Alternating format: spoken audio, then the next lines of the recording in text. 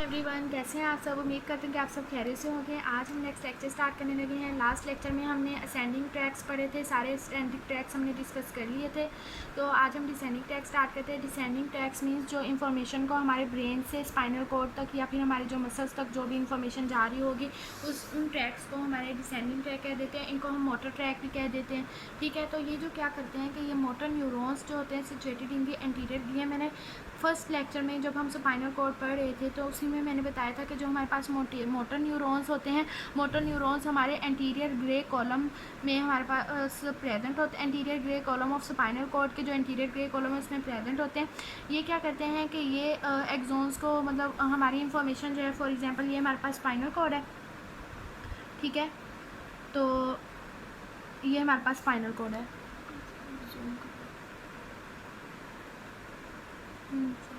ये हमारे पास spinal cord है, ठीक है। तो ये स्पाइनल कॉर्ड में ये जो सेंसेशन हमारे ब्रेन से आ रही है स्पाइनल कॉर्ड तक, स्पाइनल कॉर्ड के एंटीरियर हॉर्न तक, मतलब हमें हमारे मोटर रूट तक आएगी। यहाँ से जो एक्सोन्स हमारे मसल्स को इनर्वेट करेंगे, तो ये होते हैं हमारे पास डिसेंडिंग ट्रैक। यही लिखा हुआ है कि ये एक्सोन्स को सेंड करेंगे हमारे, जो कि इनर्वेट करेंगे हमारे स्केलेटल मसल को, हम कोई भी फंक्शन फिर परफॉर्म कर सकेंगे। तो हमारे पास बेसिकली दो मेजर डिसेंडिंग ट्रैक्स होते हैं, जिसमें हमारे पास कॉर्टिको स्पाइनल ट्रैक आ जाता है, या फिर हम इसको पायरामिडल ट्रैक भी कह देते हैं, और एक्स्ट्रा पायरामिडल ट्रैक आ जाता है। तो इसमें जो इनके ऑर्डर ऑफ न्यूरॉन्स होते हैं वो सबके सेम होते हैं। तो देख लेते हैं कि जो फर्स्ट ऑर्डर ऑफ न्यूरॉन होता है वो कहाँ से होता है।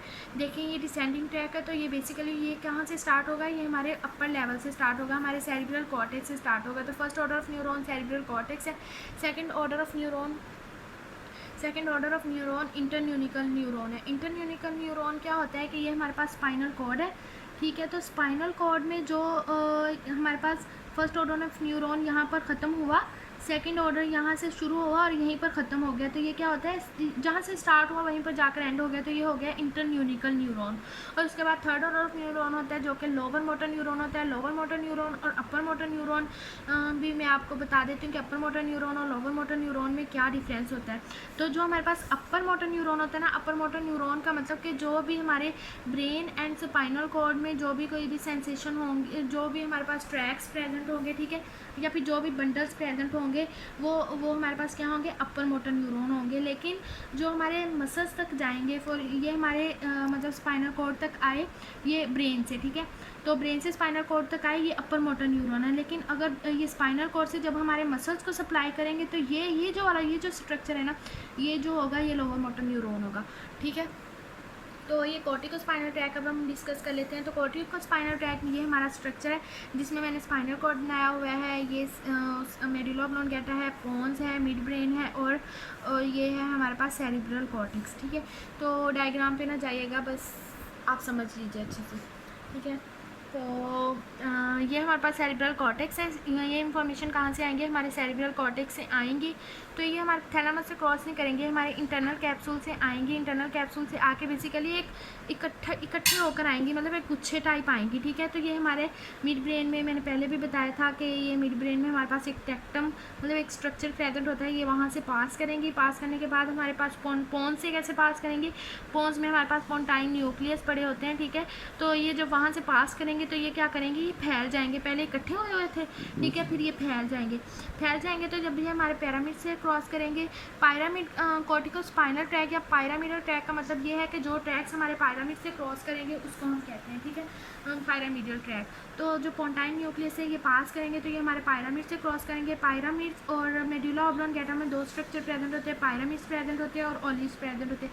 पायरामिड के लेटर साइड पे ओलिव्स प्रेजेंट होते हैं जिसका हम ओलिवरी न्यूक्लियस कहते हैं।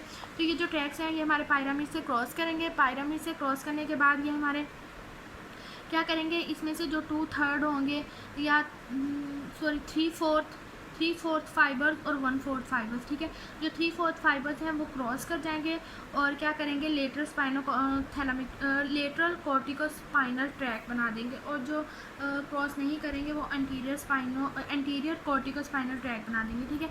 तो ये जो हमारे पास ये क्रॉस 3/4 क्रॉस कर जाएंगे, क्रॉस करेंगे, इस लेवल पर जाकर एंड होंगे। फिर इंटरन्यूनिकल वो बनाएंगे, न्यूरॉन बनाएंगे जो कि सेकेंड ऑर्डर है। उसके बाद फिर ये हमारे मसल्स को सप्लाई करेंगे और फिर जो इसका फंक्शन होगा वो परफॉर्म कर लेंगे। तो चलिए देख लेते हैं कि अब इसका फंक्शन क्या है। तो हमारे पास इसका फंक्शन क्या है, ये हमारे वॉलेंट्री मसल्स को कंट्रोल कर रहे थे। जो भी हम कोई भी वॉलेंट्री जो हमारे खुद अपने कंट्रोल में होती है, कोई भी मूवमेंट हम परफॉर्म करवा रहे होते हैं, तो ये कॉर्टिकोस्पाइनल ट्रैक बेसिकली इसमें हेल्प कर रहा होता है, ठीक है।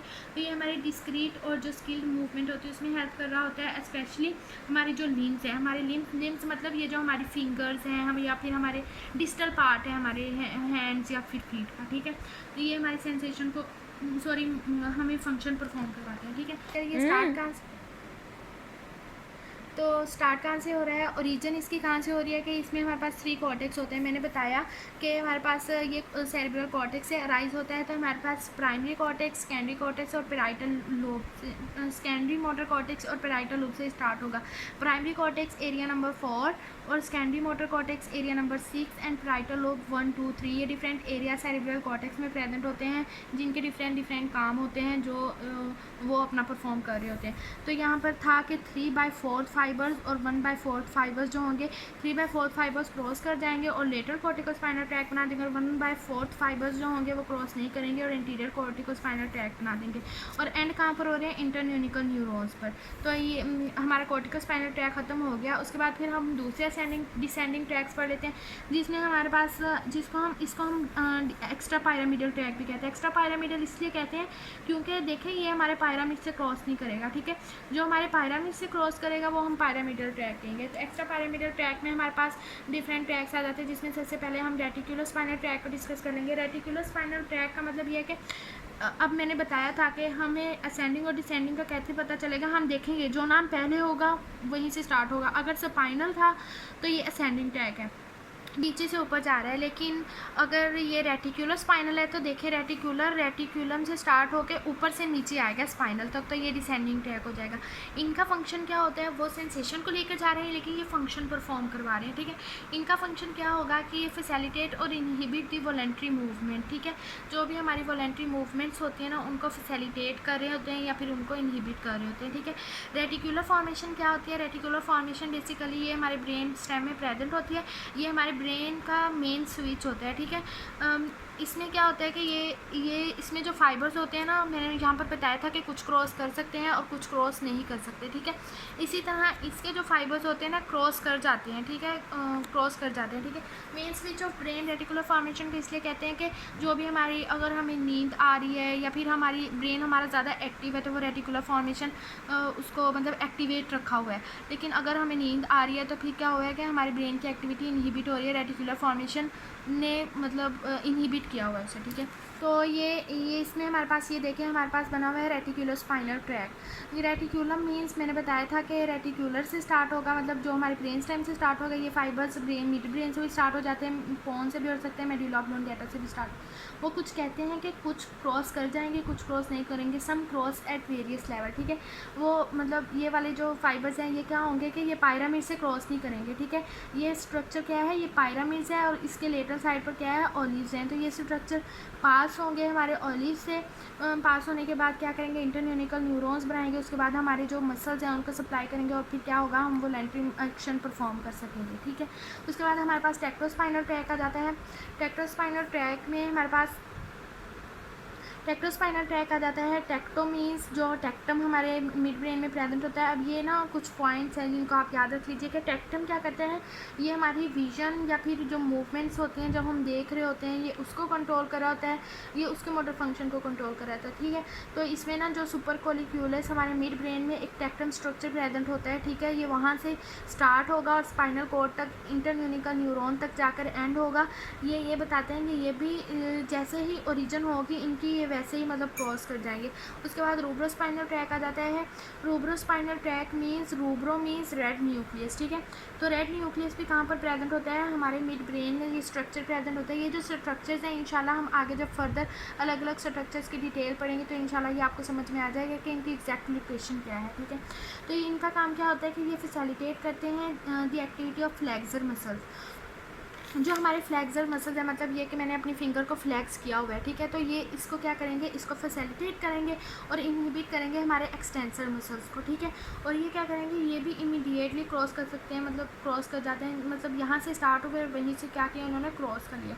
रेड न्यूक्लियस से ओरिजिन होती है जो कि मिड ब्रेन में, तो ये इसका आ जाएगा, कोई बात नहीं, मतलब थोड़ा सा इतना। तो हमारा ट्रैक है, नेक्स्ट ट्रैक है हमारे पास वो vestibulo spinal track. Vestibulo spinal tract क्या होता है कि इसका फंक्शन जो होता है वो ऑपोजिट होता है to the rubro spinal track.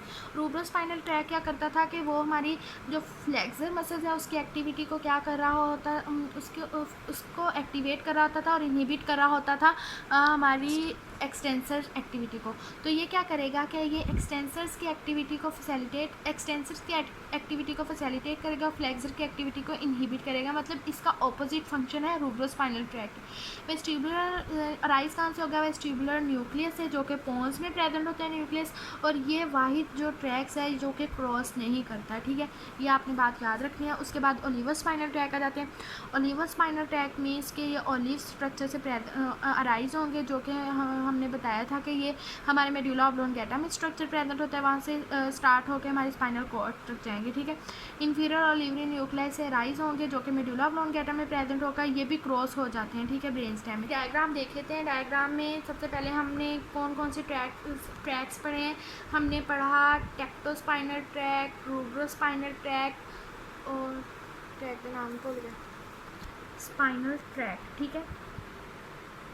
Tectospinal tract मैंने क्या कहा था, टेक्टम बेसिकली एक स्ट्रक्चर होता है जो कि सुपीरियर कॉलिकुलस में होता है, जो कि क्रॉस्ड कर जाता है, ठीक है, क्रॉस कर जाता है, ठीक है।